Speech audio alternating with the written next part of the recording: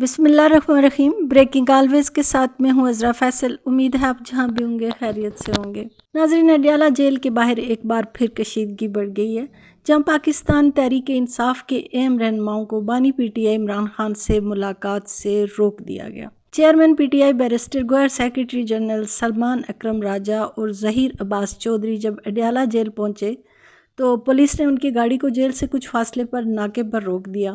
حیران کن طور پر نہ صرف گاڑی روکی گئی بلکہ انہیں پیدل بھی اندر جانے کی اجازت نہیں دی گئی۔ سلمان اکرم راجہ نے میڈیا سے گفتگو کرتے ہوئے کہا کہ انہیں سمجھ نہیں آ رہا کہ پہلے سے اجازت کے باوجود ملاقات سے کیوں روکا جا رہا ہے۔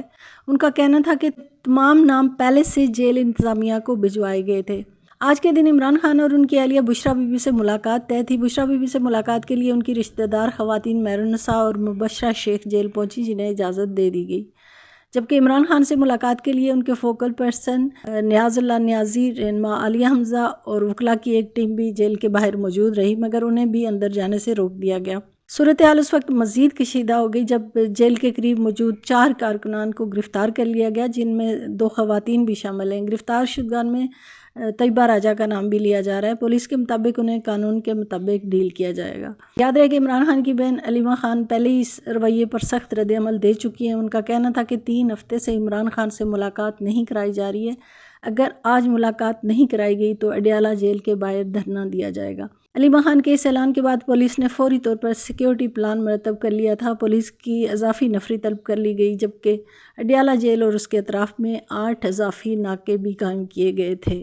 ناظرین، پی ٹی آئی کے مرکزی رہنما شبلی فراز نے کہا کہ بانی تحریک انصاف عمران خان گزشتہ 600 دنوں سے زائد عرصے سے جیل میں ہیں۔ اگر انہوں نے کوئی سمجھوتا یا ڈیل کرنی ہوتی تو کب کی کر چکے ہوتے۔ ان کا کہنا تھا کہ جب ایک لیڈر ہی جماعت کا محور ہو تو پارٹی کبھی بکھرتی نہیں، اور آج پی ٹی آئی کے تمام سیاستدان عمران خان کی بدولت سیاست میں سرگرم ہیں۔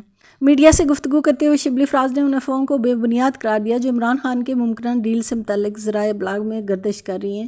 انہوں نے کہا ایسی خبریں صرف میڈیا کی چاشنی ہیں جن کا زمینی حقائق سے کوئی تعلق نہیں۔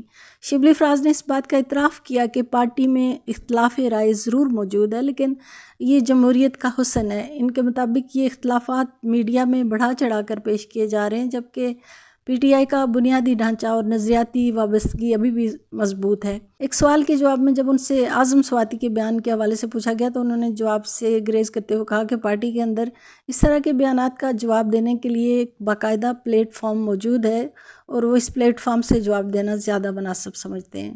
ملک کی مجموعی صورتحال پر گفتگو کرتے ہوئے شبلی فراز کا کہنا تھا کہ اصل مسئلہ اب صرف پی ٹی آئی کا نہیں ہے بلکہ پاکستان کا ہے۔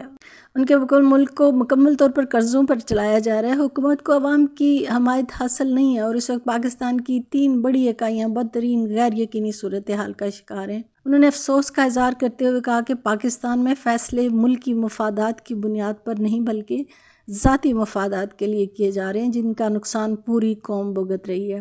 شبلی فراز نے یہ بھی کہا کہ ملک میں انسانی حقوق کی پامالی عروج پر ہے، اور بدقسمتی سے عدالتوں کو ایگزیکٹو کے ماتحت کر دیا گیا ہے، جو جمہوریت کے بنیادی اصولوں کے خلاف ہے۔ شبلی فراز نے موجودہ حکومت کی اقتصادی اور خارجہ پالیسیوں کو شدید تنقید کا نشانہ بناتے ہوئے کہا کہ جب ایک ملک قرضوں میں ڈوبا ہو تو وہ کبھی بھی آزاد خارجہ پالیسی نہیں اپنا سکتا۔ ان کا کہنا تھا کہ ایسے حالات میں اگر عوام حکومت کے ساتھ نہ ہوں تو چیلنجز کا سامنا کرنا ممکن نہیں۔ شبلی فراز کا بیان ایک بار پھر اس بات کی واضح دلیل ہے کہ عمران خان نہ صرف ایک نظریاتی لیڈر ہیں بلکہ وہ اپنی بات پر قائم رہنے والے ایک بے باک اور اصول پسند سیاستدان ہیں۔ 600 دن سے زائد جیل کاٹنا کوئی معمولی بات نہیں ہے۔ اگر وہ چاہتے تو ایک لمحے میں ڈیل کر کے رہائی حاصل کر سکتے تھے، مگر انہوں نے ایسا نہیں کیا۔ اس سے بڑا ثبوت اور کیا ہو سکتا ہے کہ وہ کسی بھی طرح کے سودے بازی کے کاہل نہیں۔ یہی تو فرق ہے ایک لیڈر اور ایک روایتی سیاستدان میں۔ عمران خان نے اپنی ذاتی آزادی کو پارٹی اور قوم کے وسیع تر مفاد پر قربان کر دیا۔ آج جو لوگ یہ کہتے ہیں کہ پی ٹی آئی بکھر رہی ہے وہ زمینی حقیقت سے ناآشنا ہیں۔ شبلی فراز نے کہا کہ پارٹی کا ہر کارکن اور ہر رہنما در حقیقت عمران خان کے نام پر ہی سیاست کر رہا ہے، اور یہی ان کی اصل طاقت ہے۔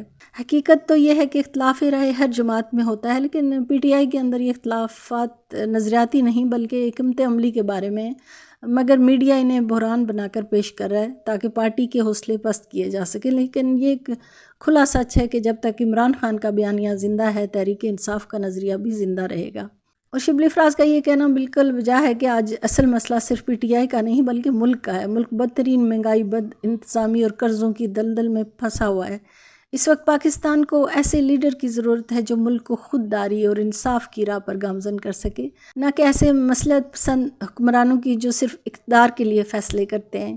انسانی حقوق کی پامالی، عدلیہ کی آزادی پر پابندیاں اور عوامی مینڈیٹ کا استحصال، یہ سب وہ زخم ہیں جو اس نظام نے عوام کو دیے ہیں۔ شبلی افراز نے درست نشاندہی کیا کہ ایک قرضوں میں ڈوبا ہوا ملک کبھی خود مختار خارجہ پالیسی نہیں اپنا سکتا، اور یہ وہ بات ہے جسے عمران خان برسوں سے دہراتے آ رہے ہیں، ہم کسی کے غلام نہیں بنیں گے۔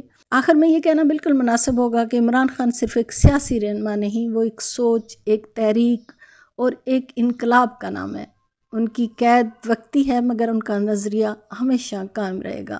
اجازت چاہوں گی، ویڈیو پسند آئی ہو تو چینل کو سبسکرائب ضرور کیجیے گا۔ جہاں رہیں خوش رہیں، اللہ نگہبان، پاکستان زندہ باد۔